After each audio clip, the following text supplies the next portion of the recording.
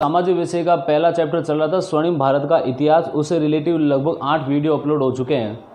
Last video में हमने चंद्रगुप्त मौर्य के बारे में या मौर्य वंश के बारे में जानकारी प्राप्त की थी कि मौर्य वंश की स्थापना किस प्रकार से हुई थी, मौर्य वंश की जानकारी हमें किन स्रोतों से प्राप्त होती है, और मौर्य वंश के जो चक्रवर्ती सम्राट चंद्रगुप्त मौर्य, बिंदुसार और अशोक का धम, इनके बारे में जानकारी प्राप्त की थी। इसके अलावा हमने ये देखा था मौर्यकालीन केंद्रीय प्रशासन, उनकी सैन्य व्यवस्था, न्याय व्यवस्था, नगरीय प्रशासन इत्यादि बारे में जानकारी प्राप्त की थी। ये हमने देखा था कि मौर्य वंश का जो अंतिम शासक था बृहद्रथ की हत्या उसी के अमात्य, उसी के सेनापति, उसी के दामाद पुष्यमित्र शुंग ने की थी, और मगध पर एक नवीन राजवंश का उदय होता है जिसे शुंग वंश के नाम से जाना जाता है।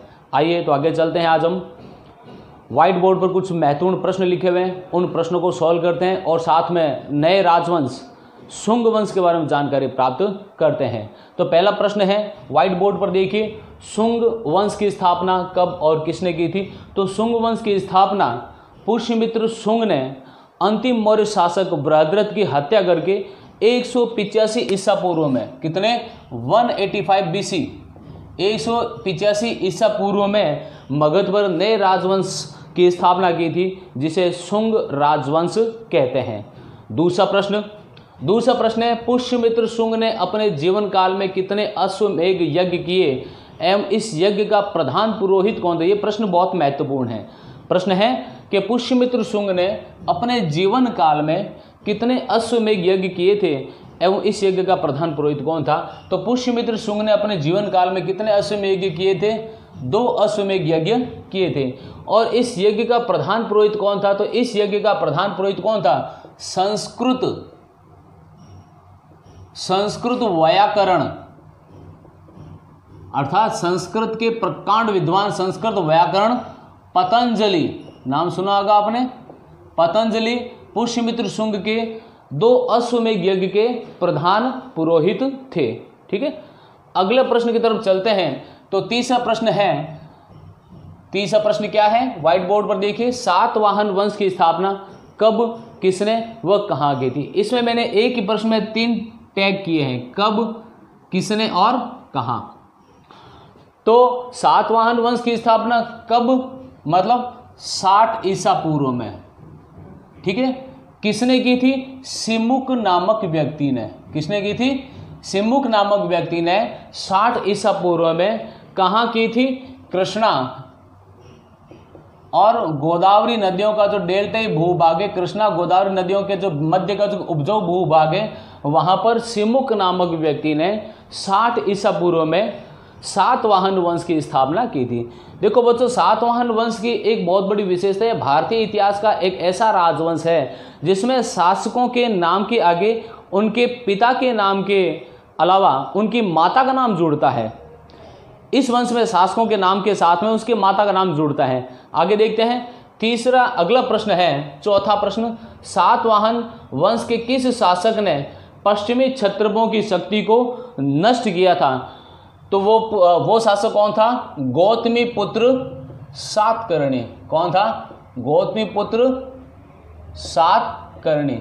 इसने पश्चिमी शक शासकों को बुरी तरह से पराजित किया था। 5वां प्रश्न है, सातवाहन वंश के किस शासक ने रुद्रदामन प्रथम की पुत्री से विवाह किया था? रुद्रदामन जो था वो शक क्षत्रप था और उसकी पुत्री से विवाह किसने किया था? वशिष्ठी पुत्र पुलमावी ने। किसने किया था? वशिष्ठी पुत्र पुलमावी ने। वशिष्ठी पुत्र पुलमावी ने सातवाहन वंश के वशिष्ठपुत्र पुलमावी ने शक क्षत्रप रुद्रदामन प्रथम की पुत्री से विवाह किया था। अगला प्रश्न है, सातवाहन वंश के किस शासक की मुद्रा पर जलपोत अंकित मिलता है? तो सातवाहन वंश का जो शासक था जिसका नाम क्या था? यज्ञश्री। क्या नाम था उसका? यज्ञश्री। इसके सिक्कों पर हमें क्या अंकित मिलता है? जलपोत अंकित मिलता है। जलपोत अंकित मिलने से ये जानकारी स्पष्ट रूप से प्राप्त हो जाती है कि सातवाहन शासकों का सुदूर समुद्री इलाकों जिसे द्वीपांतर कहते हैं, सुदूर समुद्री इलाकों में भी उनका आधिपत्य था और समुद्र मार्ग से भी व्यापार वाणिज्य उनका बहुत मजबूत था। अगला प्रश्न देखते हैं कि अग्रहार किसे कहा जाता है। अग्रहार किसे कहा जाता है कि सातवाहन वंश के शासकों ने ब्राह्मणों को भूमि दान में देने की प्रथा की शुरुआत की थी। सातवाहन वंश के शासकों ने ब्राह्मणों को भूमि दान में देने की प्रथा को प्रारंभ किया था, जिसे क्या कहा जाता है, अग्रहार कहा जाता है। तो बच्चों आगे चलते हैं। 8वां प्रश्न है, सातवाहन वंश की कलाकृति का श्रेष्ठ उदाहरण कौन सा है। तो सातवाहन वंश की कलाकृति का श्रेष्ठ उदाहरण कौन सा है, कार्ले का चैत्य। कौन सा है, कार्ले का चैत्य। ये सातवाहन वंश की स्थापत्य कला का सबसे शानदार उदाहरण है। 9वां प्रश्न है, गुप्त वंश की स्थापना किसने की थी। तो आइए चलते हैं गुप्त वंश के बारे में जानकारी प्राप्त करते हैं। देखो बच्चों, गुप्त वंश की स्थापना लगभग 275 ईस्वी में, 275 ईसा पूर्व में श्री गुप्त नामक व्यक्ति ने की थी। भारतीय इतिहास में गुप्त वंश बहुत महत्वपूर्ण स्थान रखता है। गुप्त काल को भारतीय इतिहास का स्वर्ण काल कहा जाता है, the golden time of Indian history कहा जाता है। तो गुप्त काल के जो शासक थे उन्होंने अपने शासन काल में कला, साहित्य, विज्ञान, गणित, खगोल, भूगोल इत्यादि सब में भरपूर जोर दिया था। उनके विकास में महत्वपूर्ण योगदान दिया था, जिसके कारण गुप्त काल को भारतीय इतिहास का स्वर्ण काल कहा जाता है। तो गुप्त काल के प्रमुख शासकों के बारे में शॉर्ट में थोड़ी जानकारी प्राप्त करते हैं। तो गुप्त वंश की स्थापना किसने की थी। पुराणों के अनुसार गुप्त वंश के जो संस्थापक थे वो कौन थे, श्री गुप्त नामक व्यक्ति थे। श्री गुप्त ने 275 बीसी में, 275 ईसा पूर्व में उन्होंने गुप्त वंश की स्थापना की थी। 275 ईसा पूर्व से पहले कुषाण वंश का अस्तित्व लगभग समाप्त हो चुका था और उत्तर भारत में लगभग मुरुंडों का क्या था, शासन था। 275 ईसा पूर्व से पहले कुषाणों की शक्ति क्षीण हो चुकी थी और नॉर्थ इंडिया में, उत्तर भारत में लगभग मुरुंडों का शासन था। उसमें श्री गुप्त नामक व्यक्ति ने 275 ईसा पूर्व में गुप्त वंश की स्थापना की थी। श्री गुप्त के पश्चात उसका पुत्र घटोत्कच शासक बनता है। घटोत्कच ने महाराजा धीराज की उपाधि धारण की थी। ओके, घटोत्कच के पश्चात अगला जो शासक है गुप्त वंश का वो है चंद्रगुप्त प्रथम, जो लगभग गुप्त वंश का शासक बनता है 320 से 335 ईस्वी के आसपास। 320 से 335 ईस्वी के आसपास शासक बनता है चंद्रगुप्त प्रथम। इसने भी महाराजा धीराज की उपाधि धारण की थी। इसका महत्वपूर्ण जो कार्य था, उसने 319 ईस्वी में गुप्त संवत प्रारंभ किया था। चंद्रगुप्त के पश्चात उसका पुत्र समुद्रगुप्त शासक बनता है, जिसकी जो अवधि है, शासन अवधि 335 से लेकर 380 ईस्वी तक है। समुद्रगुप्त को भारतीय इतिहास में बहुत महत्वपूर्ण दर्जा दिया गया है। समुद्रगुप्त को भारत का नेपोलियन कहा जाता है। डॉक्टर विसेंट स्मिथ ने समुद्रगुप्त को भारत का नेपोलियन कहा है।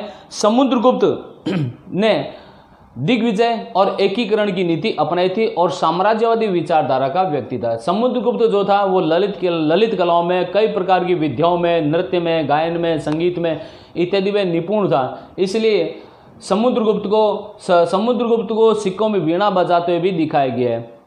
समुद्रगुप्त के पश्चात उसका पुत्र शासक बनता है 380 से लेकर 412 ईस्वी में चंद्रगुप्त द्वितीय। चंद्रगुप्त द्वितीय ने अपनी पुत्री प्रभावती का विवाह किसके साथ किया था, वाकाटक नरेश रुद्रसेन के साथ किया था। और रुद्रसेन की मृत्यु होने के पश्चात वाकाटक साम्राज्य की अधिकारिणी कौन बन गई, प्रभावती बन गई। और उसके पश्चात ये वाकाटक रुद्रसेन का जो साम्राज्य था वो गुप्त साम्राज्य में चंद्रगुप्त द्वितीय ने मिला लिया। ओके, चंद्रगुप्त द्वितीय के पश्चात अगला शासक बनता है कुमारगुप्त। कुमारगुप्त एक प्रसिद्ध शासक था। कुमारगुप्त के समय बर्बर हुणों का आक्रमण शुरू हुआ था और उस हुणों के आक्रमण को दबाने के लिए कुमारगुप्त का जो पुत्र था स्कंदगुप्त, वो आगे आता है और हुणों का दमन करता है। कुमारगुप्त वही गुप्त शासक था जिसने प्रसिद्ध नालंदा विश्वविद्यालय की स्थापना की थी। कुमारगुप्त के पश्चात स्कंदगुप्त शासक बनता है। स्कंदगुप्त ने अपनी प्रतिभा, अपनी वीरता का लोहा बाल्यकाल में ही मनवा दिया था। जब वो छोटी उम्र में बर्बर हुणों का सामना करने के लिए जाता है और विजय प्राप्त करके आता है और उसकी वीरता से प्रभावित होकर कुमारगुप्त स्कंदगुप्त को गुप्त वंश का शासक बनाता है।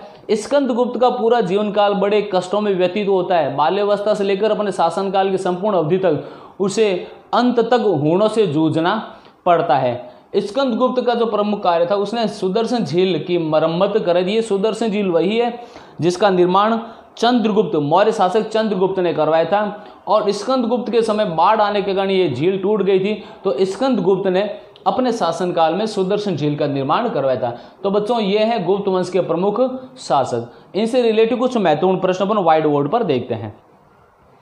नवा क्वेश्चन है, गुप्त वंश की स्थापना किसने की थी? आई थिंक अब आप आराम से बता सकते हैं गुप्त वंश की स्थापना किसने की थी? श्री गुप्त नामक व्यक्ति ने की थी। ओके, अगला प्रश्न, समुद्रगुप्त ने प्रयाग प्रशस्ति अभिलेख है जिसकी रचना हरिसेन नामक व्यक्ति ने की थी। हरिसेन ने प्रयाग प्रशस्ति की रचना की थी। तो प्रश्न यह है, समुद्रगुप्त ने प्रयाग प्रशस्ति में स्वयं को किसका प्रपौत्र बताया, मतलब किसका पड़पोता बताया? तो समुद्रगुप्त ने प्रयाग प्रशस्ति में स्वयं को किसका प्रपौत्र बताया? श्री गुप्त का प्रपौत्र बताया। प्रपौत्र मतलब पड़पोता। पड़पोता मतलब समुद्रगुप्त का पिता कौन हुआ? चंद्रगुप्त पिता हुए, घटोत्कच क्या हुआ? दादा हुआ, और पड़दादा कौन हुआ? श्रीगुप्त। समझ में आ गई बात? तो समुद्रगुप्त ने प्रयाग प्रशस्ति में स्वयं को किसका प्रपौत्र बताया? श्रीगुप्त का प्रपौत्र बताया है। मतलब समुद्रगुप्त का पिता चंद्रगुप्त, चंद्रगुप्त का पिता घटोत्कच, अर्थात समुद्रगुप्त का दादा कौन? घटोत्कच। तो समुद्रगुप्त का पड़दादा कौन? श्रीगुप्त। तो समुद्रगुप्त किसका प्रपौत्र हुआ? श्रीगुप्त का प्रपौत्र हुआ। ये प्रश्न है कि समुद्रगुप्त ने प्रयाग प्रशस्ति में स्वयं को किसका प्रपौत्र बताया? तो समुद्रगुप्त ने प्रयाग प्रशस्ति में स्वयं को श्रीगुप्त का प्रपौत्र बताया है। अगला प्रश्न है, चंद्रगुप्त प्रथम ने कौन सी उपाधि धारण की थी? तो ध्यान देने योग्य बात है कि चंद्रगुप्त के पिता घटोत्कच ने भी महाराजा धीराज की उपाधि धारण की थी, और चंद्रगुप्त प्रथम ने भी कौन सी उपाधि धारण की थी? महाराजा धीराज की उपाधि धारण की थी। यदि प्रश्न पूछे कि गुप्त वंश में किन शासकों ने महाराजा धीराज की उपाधि धारण की थी, तो आप बता सकते हैं घटोत्कच ने, और गुप्त शासक चंद्रगुप्त प्रथम ने महाराजा धीराज की उपाधि धारण की थी। अगले प्रश्न की तरफ चलते हैं। 12 प्रश्न क्या है, किस गुप्त शासक ने गुप्त संवत चलाया था या गुप्त संवत प्रारंभ किया था? तो मैंने आपको बताया था कि गुप्त शासक चंद्रगुप्त प्रथम ने 319 में गुप्त संवत प्रारंभ किया था। ओके, अगला प्रश्न है, किस गुप्त शासक को भारत का नेपोलियन कहा जाता है? तो बच्चों गुप्त शासक समुद्रगुप्त। कौन? समुद्रगुप्त को भारत का क्या कहा जाता है? नेपोलियन कहा जाता है। और ये शब्द किसने कह दी, ये उपाधि किसने दी थी? विसेंट स्मिथ ने। किसने दी थी? विसेंट स्मिथ ने ये उपाधि दी थी। विसेंट स्मिथ ने समुद्रगुप्त को भारत का नेपोलियन बताया था, क्योंकि नेपोलियन की बातें ही वीरता, साहसी था, और ये साम्राज्यवाद और एकीकरण और दिग्विजय की नीति में विश्वास रखता था। उसने एकीकरण के लिए विभिन्न प्रकार साम्राज्य को, शासकों को अपने अधीन करने के लिए, अपने साम्राज्य का विस्तार करने के लिए एकीकरण और दिग्विजय की नीति अपनाई थी, जिसके कारण समुद्रगुप्त को भारत का नेपोलियन कहा जाता है। अगले प्रश्न की तरफ चलते हैं। अगला प्रश्न है, समुद्रगुप्त का आदर्श क्या है? तो समुद्रगुप्त का आदर्श वही है, वो क्या, कौन सा आदर्श है? जस्ट मैंने अभी बताया, बताइए आप, सोचिए समुद्रगुप्त का आदर्श क्या है? समुद्रगुप्त का आदर्श है एकीकरण।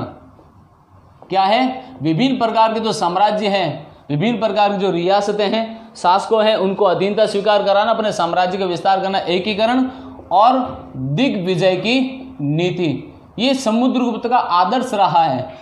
समुद्रगुप्त ने येन केन प्रकरण अपने साम्राज्य विस्तार किया था, चाहे प्रसवोद्धरण की नीति हो, चाहे मैत्री संबंध हो, चाहे वैवाहिक संबंध हो, चाहे सफल सैनिक अभियान हो, इनके माध्यम से समुद्रगुप्त ने अपने साम्राज्य सीमाओं का विस्तार किया था, जिसके कारण समुद्रगुप्त को भारत का नेपोलियन भी कहा जाता है। तो समुद्रगुप्त का आदर्श क्या था? समुद्रगुप्त का आदर्श है एकीकरण और दिग्विजय की नीति।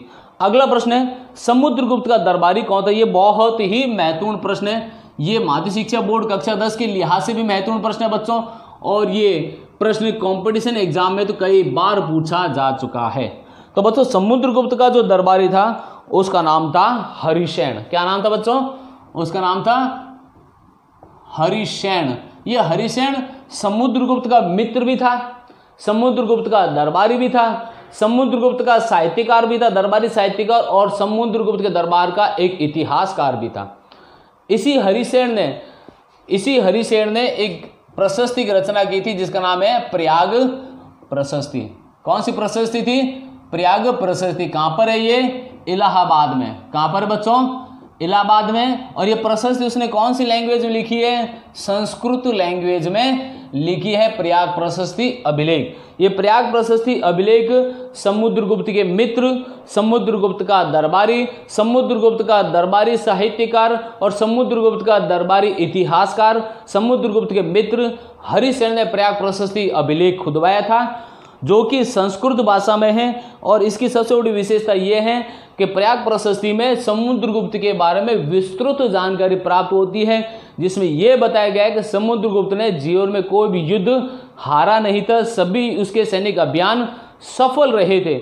और इसी प्रयाग प्रशस्ति अभिलेख से समुद्रगुप्त और उसके परवर्ती जो शासक है उसके बारे में जानकारी मिलती है। और प्रयाग प्रशस्ति अभिलेख से हमें गुप्तकालीन समाज, गुप्तकालीन कला, संस्कृति, इनके बारे में विशुद्ध रूप से जानकारी प्राप्त होती है। तो बच्चों, आज हमने गुप्त वंश के बारे में महत्वपूर्ण जानकारी प्राप्त की है। आज मैंने 15 प्रश्न आपको बोर्ड पर कराए। गुप्त वंश के बारे में मैंने आपको कुछ जानकारी वो शॉर्ट में दी है। मुझे पूरा विश्वास है बच्चों कि आपके कक्षा 10 के माध्यमिक शिक्षा बोर्ड की परीक्षा जो हैं वो नज़दीक आने वाली है। कभी भी आपके एग्जाम्स कंडक्ट हो सकते हैं, जैसा कि जून में बता रहे हैं।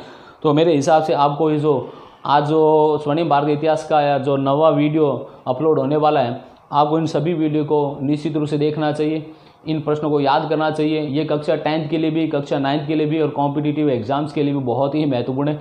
इन प्रश्नों को आप अपनी नोटबुक में उतारें, इनके उत्तर उतारें और बी ऑनेस्ट, इनको याद करें। Thank you, best of luck.